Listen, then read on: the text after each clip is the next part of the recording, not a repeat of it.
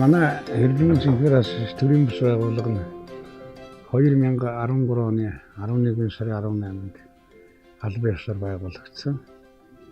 Яг энэ төрийн бүс байгууллагын одоо байгуулах гол үндсэл юунаас ихсэн гэхээр ноолгүй хэлэхэд бол би өөрөө энэ архины асуудлаас болж одоо бас олон жил алдаж имжсэн. Тэгээд жигэн арх гэдэг бол арх биштэй энэ өвчин гэдгийг мэдэхгүй явсан.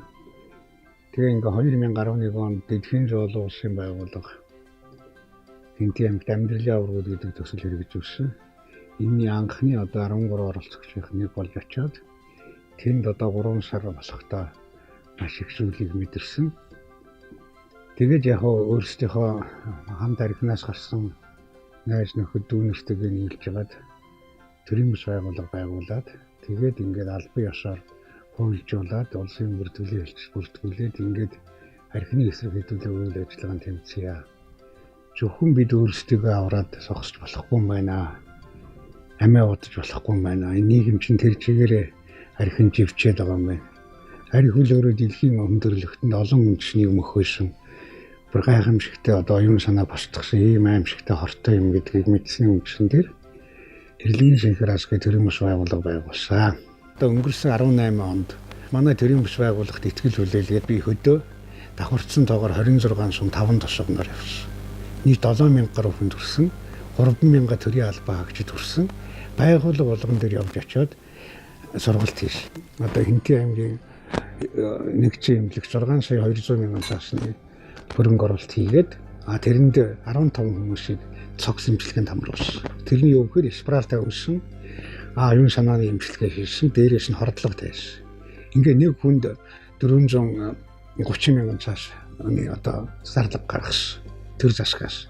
За ингээ 15 хүнээс өнөөдрийн байдлаар 13 хүн архийг огт хэрэглэхгүй явчихна.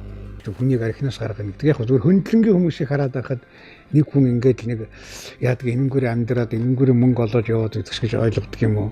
Тэгж боддог хүмүүс байдаг. Яг ингээд доцор нь ороод тэр ингээд нэг хүнийг архинаас гаргаад энэ суулгаа сургалт явуулаад зовлон жаргалын яриад ингээд хамт ингээд яваад ирэхээр хүн шиг үнцэнтэй юм байхгүй шүү дээ. Хүн чинь өөрөө хамгийн элбэг байдаг 3 юмараа дутаж явдгийг тэндээс олж хардаг. Нэгдүгээр хүн маш их элбэг байдаг. Бид хэзээш нэгэндээ урмыг хүлдэг. Хоёрдугаар хамгийн элбэг байдаг хүн хүнээр дутаж явдаг. Гуравдугаар хүн үгээр дутаж явдаг байхгүй.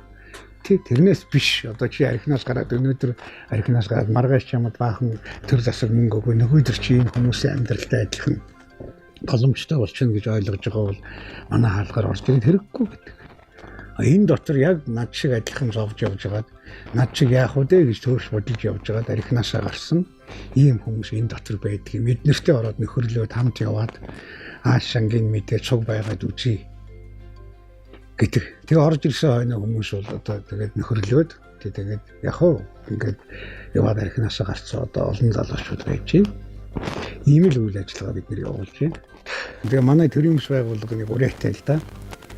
Тулдаан зөвхөн шонхрууд л нишдэг юм гэж. Болжимруу дагаж явж байгаад буцаад жигүүрийн тусгаараа яваад өгдөг шүү дээ. Шонхрууд бол нишнэ. Хоёрдугаар эндэж алдсан хэндэж итгэлийн төлхөөрөө сэтгэлийн хаалгаа нээн алхах боломж бий гэдэг.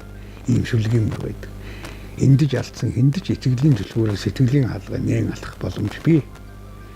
Тэгэхээр бидний хийж чадах ажил бол энэ. Яг тэгвэл бидэнд арх уусан хүн шиг илүү хүн алга. Улсоо одоо арх чин шиг зөндөө хүн алга ба шүү. Тэгэхээр арх чин гэдэг чинь хараалын үг байхгүй. Тийм нэр томьёо байхгүй шүү.